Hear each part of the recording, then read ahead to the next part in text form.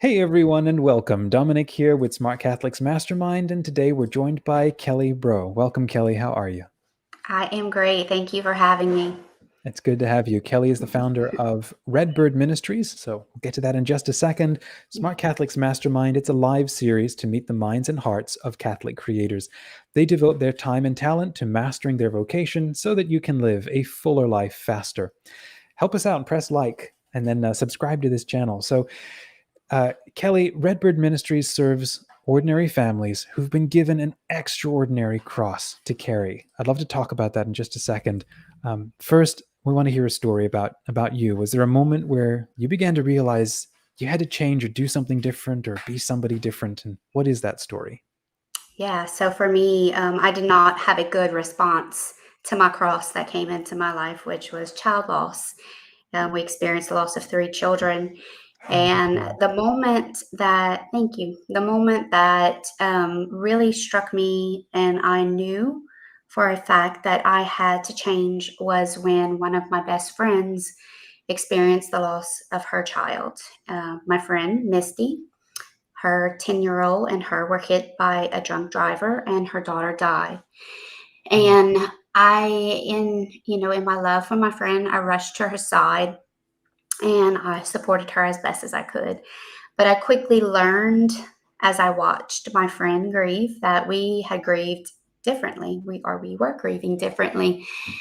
And I was very attracted to the way she was grieving, because it was um, in her just staying at the foot of the cross and modeling the Blessed Mother. It was just so beautiful, because I had not responded that way. I actually ran from my cross, like Peter, denied, denied, denied, didn't want anything to do with it. Um, and it brought so much shame to me, because I really wanted um, to grieve like that. I really wanted to grieve, like St. Paul says, like with hope. mhm. But that was not what happened to me. And so there was a lot of embarrassment, a lot of shame. Of course, that's where the enemy, he manifests himself in our wounds, and he did. He manifests himself in mine. And so my friend, though, she didn't let me stay there. Where other friends who hadn't experienced loss had also shared Christ with me. I just was not open to receiving, because my understanding was, or my thought process was, they were trying to fix me. And Mm, I felt like this was something you could not fix. right. and but when my friend offered me Christ and she had lost a child, I could accept Christ. Hmm. I could accept what she was giving. And so that was the moment that I realized that something had to change. I was not happy. Um, you know, seeking help from the secular world provides you with the ability to function in life. So I did see a therapist, not a Catholic therapist. So everything that I was doing was secular. Hmm. Um, and it was without God. And so there was this missing component in my life where, because I wasn't healing with Christ, that it was superficial. I survived child loss at that time, but I was not thriving. I was uh, at any moment an emotional mess. That wound had never healed. Hmm. And so my friend invited me back, and she did, and she invited me to make my Crucio. And I had another friend that invited me to make my confirmation, and we did these things together. And so this accompaniment, not telling me what I needed to do, actually showing me by walking with me. And that was the difference that in my life that it took, because I needed someone to hold my hand in that scary place. Wow.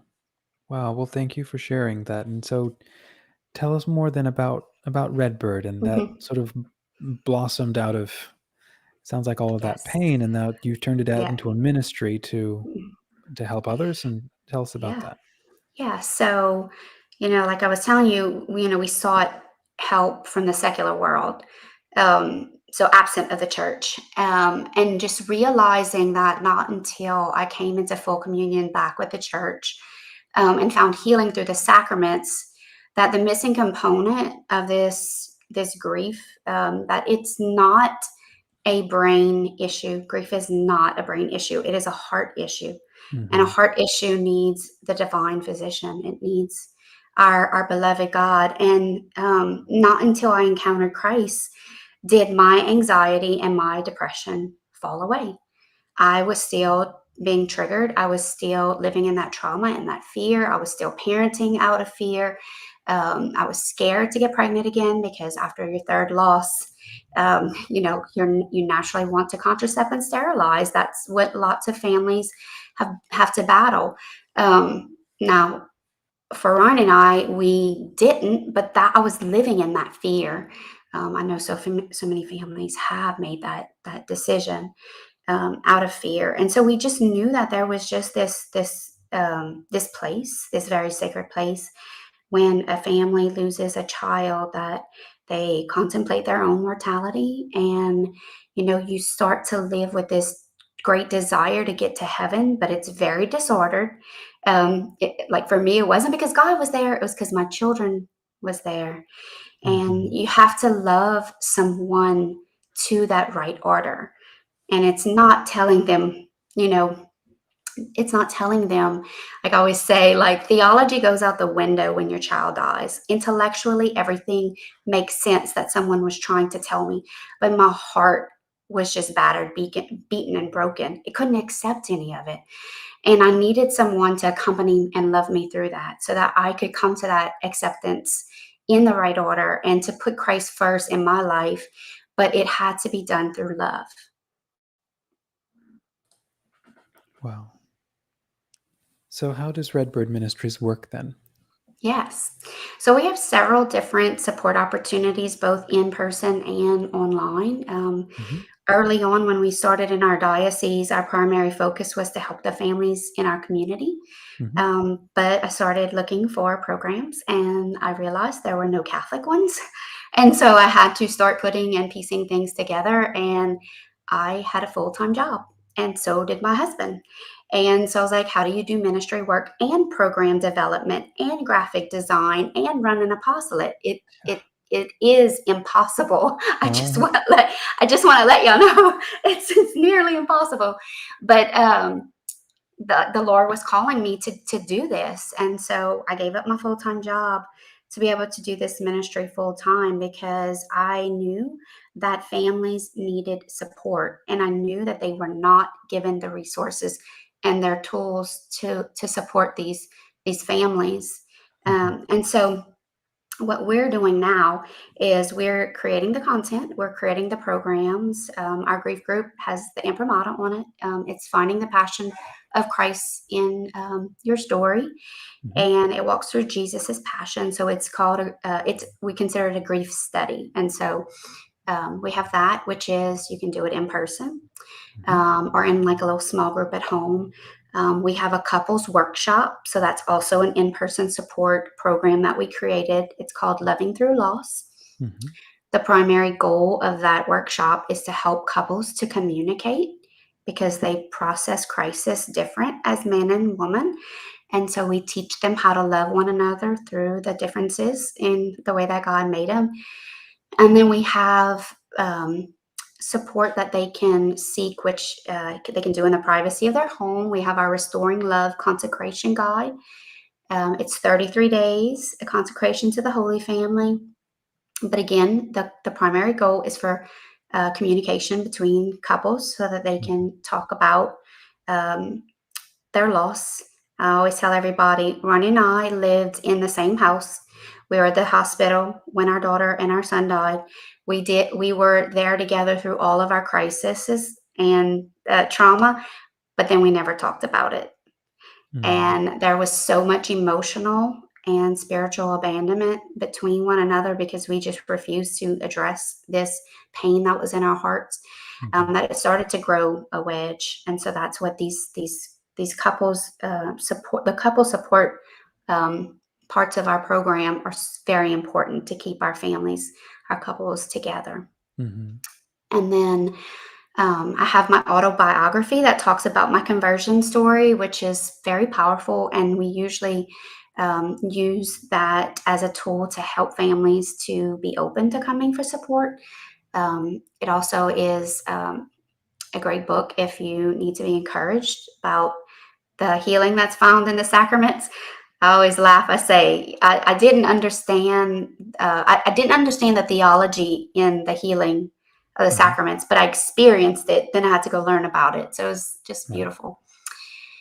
And then we also have an online community, and then all kinds of blogs and podcasts and stuff on our website that you can go ahead and check us out there. Brilliant. I'm going to drop links to all of those in the show notes for this video. Wow.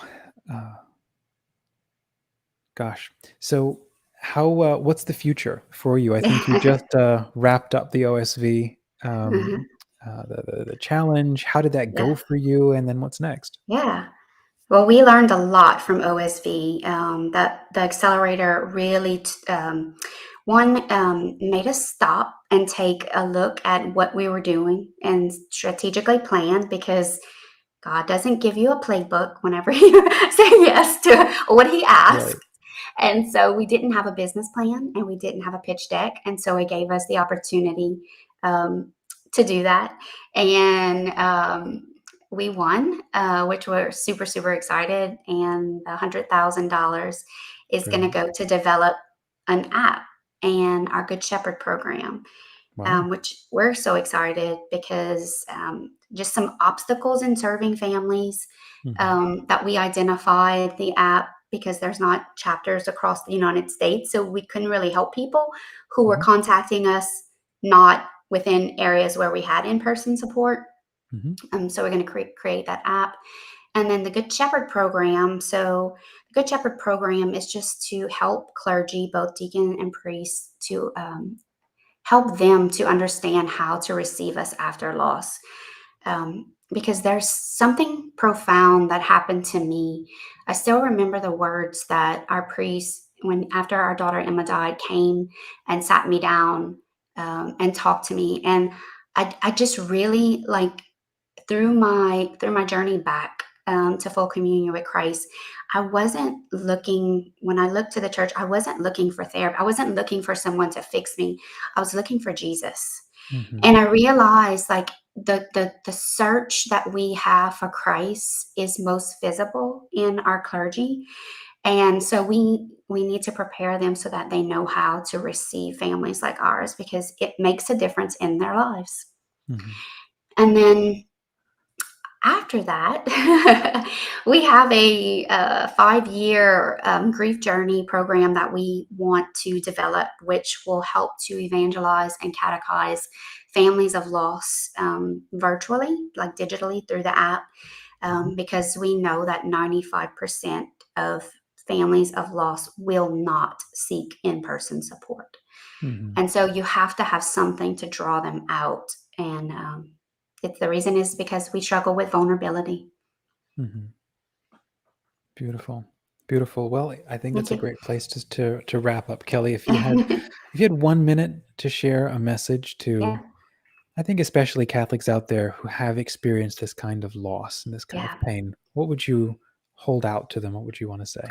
Yeah. So what I always share with everyone is that don't take as long as I did to ask for help, because I spent 7 years miserable and it did not change. I was functioning in society, but it never changed the position of my heart. And so seek support, ask for help, reach out to us at Redbird. Even if you're not able to seek in-person support, there's so much that you can do on your own to begin your healing journey. Beautiful. Well, thank you, Kelly. You're Thanks welcome. for those who are catching the replay on this. If you enjoyed this, please share it with your one friend that you really think would like to see it. Kelly, how can people get in touch with you? What's the website? Yeah. So it's redbird.love. And if you just go in there, there's a bunch of information that you can view. Brilliant. And I will put that in the show notes. So, like I said, please share this with your one friend that you think would enjoy or appreciate learning about Kelly and her ministry. And then afterwards, come and regroup with us in the free Catholic community on smartcatholics.com. We're free of trolls and ads and toxicity. We're faithful to the Holy Father, Pope Francis, and the Church. And we're committed to a culture of kindness and learning. If that sounds like you, then come and join us. Thanks again, Kelly. God bless everyone. Thank you.